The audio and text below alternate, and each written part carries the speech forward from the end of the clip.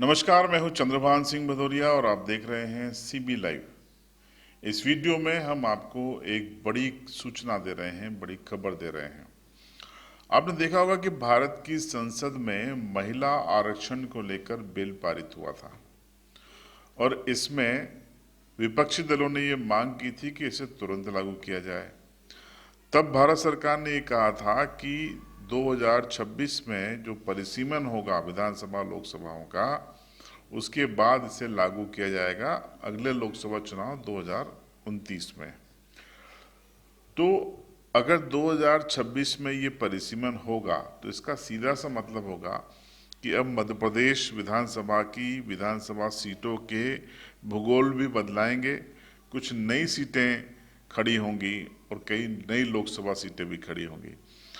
तो इस वीडियो में हम आपको बताएंगे कि अलीराजपुर जिले में और झाबुआ जिले में क्या फर्क आने वाला है विधानसभा और लोकसभा के मद्देनजर। सबसे पहले हम आपको बताएंगे कि अलीराजपुर जिले में क्या फर्क आ रहा है। अलीराजपुर जिले में अलीराजपुर विधानसभा चेंज हो सकती है, उसकी जो भूगोल है वो बदल सकता है और सोंडवा एक नई विधानसभा के रूप में सामने आ जाएगी। तो सोंडवा अगर विधानसभा बनती है तो क्यों बनेगी, उसके पीछे के हम आपको लॉजिक बताते हैं। 2020 के एक सरकारी सर्वे के अनुसार सोंडवा विकासखंड की जो कुल आबादी है वो करीब 19 लाख, माफ कीजिएगा, 1,90,777 है। यानी 23 में इस समय जब हम बात कर रहे हैं तो करीब 2 लाख की आबादी सोंडवा विकासखंड की है और करीब करीब 1-1 लाख महिला और पुरुष हैं यहाँ पर। तो इस लिहाज से अपने आप में सोंडवा एक विधानसभा के रूप में परिसीमन में नई विधानसभा के रूप में उभरती हुई दिखाई देती है। जो परिसीमन आयोग बनेगा उसकी सिफारिशों के आधार पर यह तय होगा, लेकिन परिसीमन आयोग लगभग हर तहसील और गांव स्तर पर पहुंचेगा, सोंडवा के लोगों से बात करेगा, जानेगा कि उनकी इच्छाएं क्या हैं, विरोध क्या हैं। तो सोंडवा क्यों आखिर विधानसभा बनेगी, उसकी वजह बता देता हूं आपको। क्योंकि 2 लाख की तो आबादी है जो विधायक बनने के लिए पर्याप्त है, एक विधानसभा बनने के लिए पर्याप्त है। इसके अलावा हम इसकी बात अगर करें कि इसका एरिया कितना है 2020 के अनुसार, तो 754.45 किलोमीटर स्क्वायर एरिया है। आबादी मैंने आपको बता दी। यहाँ पर जनसंख्या घनत्व 252 व्यक्ति प्रति किलोमीटर का है। इसके अलावा यहाँ पर मध्य प्रदेश में नर्मदा का अंतिम जिला अलीराजपुर है और सोंडवा विकासखंड से होकर ये गुजरती है। रानी काजल माता यहाँ पर है।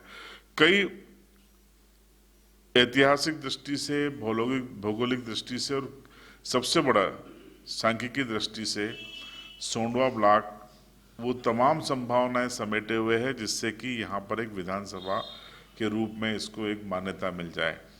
तो पूरी संभावना है कि अलीराजपुर जिले का, ये हम आपको एक मैप बता रहे हैं, इसमें आप सोंडवा के मैप को अलग से देख के समझ सकते हैं कि कितना बड़ा है। अब अब सवाल खड़ा होता है कि क्या अगर सोंडवा अलीराजपुर विधानसभा से अलग हो गया तो अलीराजपुर विधानसभा का क्या होगा, वो छोटी नहीं हो जाएगी? बिल्कुल नहीं होगी, क्योंकि 2 लाख से ऊपर की आबादी अभी भी अलीराजपुर विधानसभा की रहेगी। कट्ठीवाड़ा जो विधानसभा क्षेत्र जो भी जोबट में लगते हैं वो अलीराजपुर विधानसभा में मर्ज हो जाएंगे नए परिसीमन में, ऐसी चर्चाएं हैं। और झाबुआ विधानसभा की जो 17 पंचायतें हैं, कुल 32 या 34 गांव हैं जो अलीराजपुर जिले के हैं लेकिन वो झाबुआ विधानसभा में लगते हैं, उन 17 पंचायतों की 34 से 35 गांवों को जोबट विधानसभा में मर्ज कर दिया जाएगा। तो इस तरीके से अलीराजपुर जिले में 3 विधानसभाएं हो सकती हैं 2026 के परिसीमन में। एक जोबट विधानसभा, एक अलीराजपुर विधानसभा और तीसरी होगी जोबट विधानसभा, तो माफ कीजिएगा, सोंडवा विधानसभा।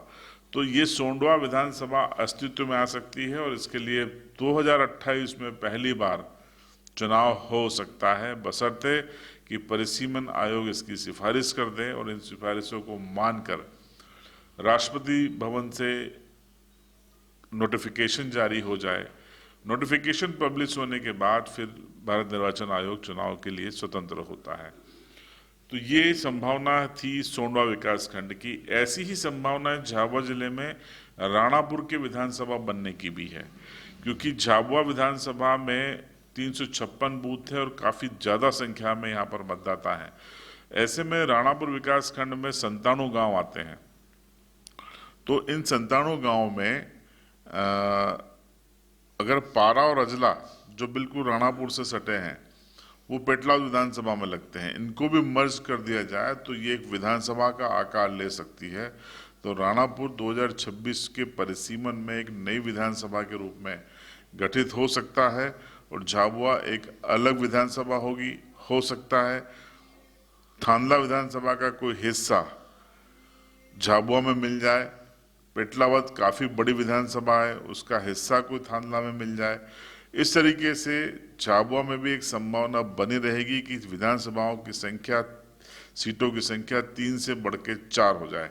लेकिन ये 2026 में परिसीमन आयोग जब अपना काम शुरू करेगा तब उसकी सिफारिशों, लोगों से बातचीत, आपके बीच में आके संभावनाओं को वो तलाशेगा, राजनीतिक दलों से राय लेगा, जनप्रतिनिधियों से बात करेगा, आम जनता से बात करेगा और जनसंख्या के आंकड़ों को देखेगा। और परिसीमन के पहले भारत की जो जनगणना 2021 में होनी थी, जो कोविड के कारण नहीं हो पाई, वो होगी और उसके आंकड़ों को लेकर ही परिसीमन आयोग आपके बीच में आएगा और परिसीमन का काम शुरू करेगा। लोकसभा की दृष्टि से हम आपको स्पष्ट कर दें कि 2029 में रतलाम लोकसभा स्वतंत्र हो जाएगी।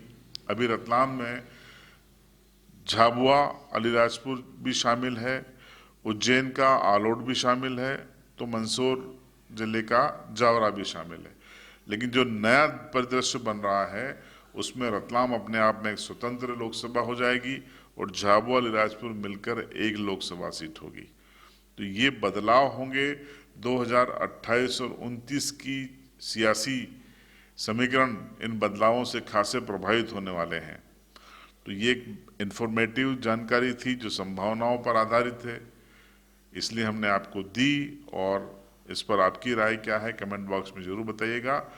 परिसीमन आयोग जब भी आपके इलाके में आए तो क्या आप सोंडवा को या राणापुर को नई विधानसभा के रूप में चाहते हैं, इस पर उन्हें अपने सुझाव जरूर दीजिएगा, क्योंकि परिसीमन आयोग आपके सुझावों पर, जनसंख्या के आंकड़ों पर, क्षेत्र के भूगोल को ध्यान में रखते हुए अपनी सिफारिशें करता है।